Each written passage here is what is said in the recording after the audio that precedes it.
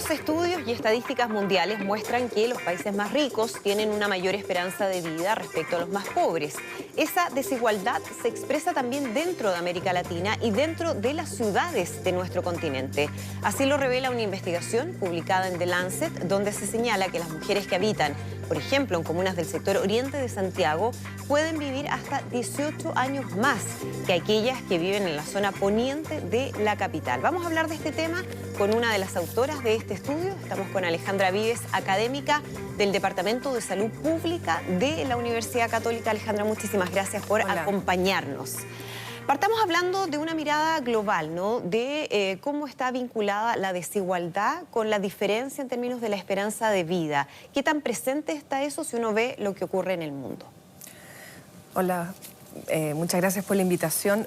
La desigualdad, cuando hablamos de desigualdad, probablemente estamos hablando de desigualdad socioeconómica en primera instancia, y esa se ve en una imagen casi especular con la esperanza de vida o con otros indicadores de salud. En realidad la esperanza de vida es un indicador global de salud muy bueno, muy sintético, que se puede recoger en gran número de países y ciudades y que da cuenta de las condiciones de vida a lo largo de todo el ciclo vital. Las condiciones socioeconómicas son extraordinariamente determinantes de esas condiciones de vida a lo largo del ciclo vital, que empieza en la etapa del embarazo e incluso antes y nos sigue a lo largo de toda la vida. Entonces, en tanto existan desigualdades socioeconómicas, vamos a ver con altísima probabilidad desigualdades en salud. ¿Ese es el factor más determinante en términos de diferencias de esperanza de vida? Es extraordinariamente determinante y probablemente opaque otros elementos relevantes mientras esas desigualdades sean muy pronunciadas. ¿Y eso tiene que ver con diferencias en lo que tiene que ver con acceso a la salud principalmente? Porque, claro, hablamos de desigualdad socioeconómica que implica una serie de desigualdades en distintos ámbitos, ¿no? Dentro de eso, ¿qué es lo más relevante? Uno tendría a vincularlo con falta de acceso a la salud. Sí. Es difícil decir qué es lo más relevante, pero sí te puedo decir que lo más relevante en países de ingresos medios y altos no es el acceso a la salud. No. No lo es. Son más bien las condiciones materiales y no materiales de vida. ¿Sí? Los estudios que han pretendido o han intentado ponderar esto demuestran que mientras más factores no sanitarios tomamos en consideración, menor es la proporción que el acceso a los servicios de salud explican de estas desigualdades. Claro. Y ahí las condiciones sociales y socioeconómicas, por lo tanto, serían muy relevantes. Y en ese sentido, estamos hablando de ingresos, ¿cierto?, familiares que tienen que ver finalmente con la capacidad de consumo.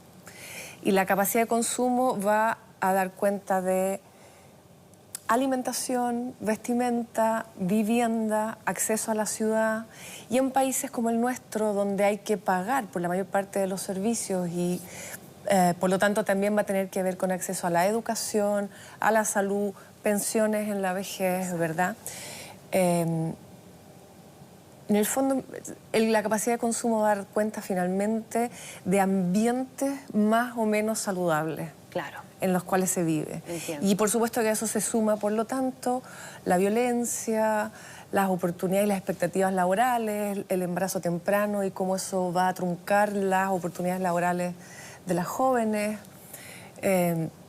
Y tú dime. Sí, es una suma entonces. Es una suma tremenda de factores y el problema es que dado que el nivel socioeconómico es tan determinante, las condiciones adversas suelen acumularse en las personas en un momento dado de la vida, pero además a lo largo de la vida. Eso te iba a preguntar, es decir, ¿esto va agudizándose con el pasar de los años?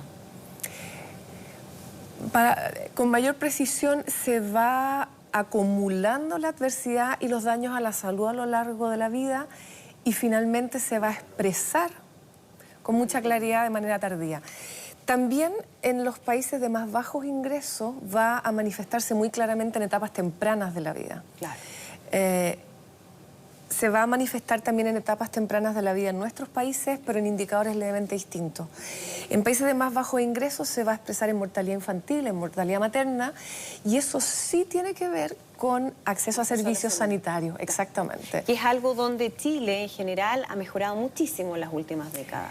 Chile ha mejorado muchísimo en las últimas décadas y por lo tanto está en ese sentido en niveles de países de renta alta, donde tenemos baja mortalidad infantil, baja mortalidad materna, elevada cobertura de vacunas y elevada cobertura de saneamiento ambiental. Y en términos de alimentación ha pasado, si pensamos desde los 80 hasta ahora, a niveles de desnutrición en parte de la población, a otro problema de salud que es por mala alimentación. O sea, sí, ha cambiado la figura en relación al tema de la alimentación como un factor de riesgo. Ha cambiado la figura de la desnutrición a la malnutrición por exceso, exacto, que se llama, ¿no? Claro. O sea, tenemos elevadísimos niveles de sobrepeso y obesidad infantil y adulta en Chile. Y eso claramente indica que los adultos de las próximas décadas van a tener una carga de enfermedades crónicas muy elevada. ¿Y eso también tiene un factor vinculado a la desigualdad socioeconómica? Clarísimo. ¿Sí? Sí, clarísimo, sí.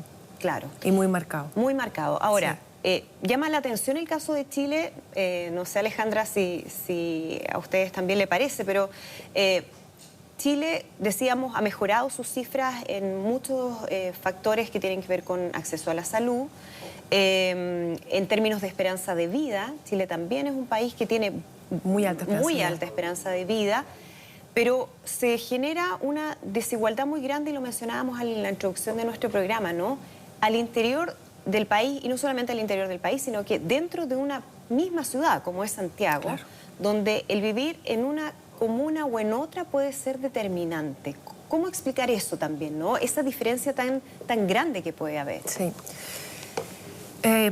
Primero aclarar una cosa que se ha repetido, que es las comunas del sector oriente tienen expectativas muy altas, que es cierto, y las del sector poniente las más bajas, y en realidad esas están más distribuidas en la ciudad. Ya. No es solo algunas comunas del sector poniente, tenemos algunas comunas también del área norte, en distintos puntos de la capital. Lo que nosotros estamos viendo con mucha claridad son desigualdades en expectativa de vida que hacen un patrón muy parecido a las desigualdades territoriales que hay en nivel socioeconómico de los habitantes de la capital. Santiago es una ciudad con una elevada segregación socioterritorial, ¿sí? En las comunas del sector norponiente o cono de alta renta se concentran las familias de nivel socioeconómico alto, ¿sí? Entonces lo que tú tienes ahí son una concentración del beneficio de condiciones materiales y psicosociales de vida favorables para la salud. Claro, factores de bienestar de distinto tipo. De distinto tipo, ampliamente, que van desde los factores políticos, el tener voz para el diseño de políticas que sean favorables a las condiciones de vida y a las condiciones de vida de esos grupos socioeconómicos que ahí habitan. Y luego tienes entonces esta elevada concentración de familias de alto nivel socioeconómico, lo que desde ya el nivel familiar va a dar expectativas de vida alta, ¿cierto? Claro. Concentradas. Y tienes en otras comunas de la capital elevadas concentraciones de familias de nivel socioeconómico bajo, que por lo tanto va a concentrar estas expectativas de vida o estos niveles más bajos de salud, claro, en ciertos territorios. Dada esta segregación tan marcada socioeconómica en donde viven las familias de Santiago, es que podemos apreciar con tanta fuerza las desigualdades en salud. En ciudades donde la distribución es más heterogénea, entre comunas o entre unidades territoriales administrativas, vamos a ver menos desigualdad. Y eso ustedes lo vieron en un estudio, porque este estudio tiene que ver también con la realidad de otras ciudades latinoamericanas. Exacto, exacto. ¿Chile es el país donde este fenómeno es más evidente? ¿Es mayor la brecha entre comunas de una misma ciudad? Es muy alta la brecha y, de hecho, el nivel socioeconómico explica, medido de manera muy simple e incompleta, que eso es importante decirlo, se mide como el nivel educacional medio de la comuna. O sea, estamos hablando de un indicador del nivel socioeconómico medio de las comunas. Y en Chile, o sea, en Santiago es una de las ciudades del estudio donde ese nivel socioeconómico medio explica más o una proporción mayor de las desigualdades en expectativa de vida. Y tiene que ver con la elevada segregación socioterritorial, por un lado, pero también podría ser que apreciáramos desigualdades más marcadas por nivel socioeconómico a medio como nivel educacional o como ingresos autónomos en nuestro país que en otros, si es que la compensación a través de la distribución secundaria, a través de la distribución de impuestos, la entrega de servicios de calidad, es insuficiente para compensar esas desigualdades familiares. Claro. ¿Sí? Y eso es lo que vemos en este estudio como segundo nivel. Comunas donde se concentran familias de altos ingresos y que tienen además una capacidad de gasto per cápita muy elevado. Por lo tanto, no solo viven familias de altos ingresos, sino que además viven en territorios que son muy saludables, entre comillas. Claro. Seguros, con áreas verdes, con transporte seguro, con oportunidades de trabajo próximas a la vivienda y además oportunidades de trabajo de mayor calidad en términos de que sean menos precarios, mejor pagados, con más protección, etcétera. Claro. ¿Cierto? La educación a la que tienen acceso, ya sea pública o privada, también es educación que ofrece mejores oportunidades futuras de trabajo. El ambiente alimentario suele ser mucho más saludable también. Sí, tú pídelo. Es decir, entiendo, Alejandra, que en aquellos sectores donde esas familias o esas personas tienen menos necesidades desde el punto de vista del respaldo que pueda haber social, ya sea del municipio o del propio Estado, es donde más existe esos beneficios. Exacto. Y en aquellos lugares donde hay más necesidades, donde menos presentes están. Exacto. Por lo tanto, hay una doble, podríamos decir, situación de vulnerabilidad, ¿no? No solamente es el propio ingreso familiar bajo, sino que es además no tener servicios básicos, no tener acceso a transporte, a áreas verdes, a educación, y así podemos ir sumando. Claro. Por último, es un acceso insuficiente, es un acceso de calidad muy distinto, y luego se produce una injusticia muy grande en términos justamente de la capacidad de los municipios de compensar la capacidad de consumo de las familias, la capacidad de gasto de las familias. Sí. Y tenemos que aquellos municipios donde se concentran los mayores niveles de pobreza son a su vez los que tienen menor capacidad de gasto. Exacto. Que es un tema que está también aquí en estos momentos en la discusión a nivel país, ¿no? Exacto, exacto. Cómo poder hacer que haya una redistribución en términos de los ingresos municipales. Exacto. O lo mismo, porque es un factor determinante.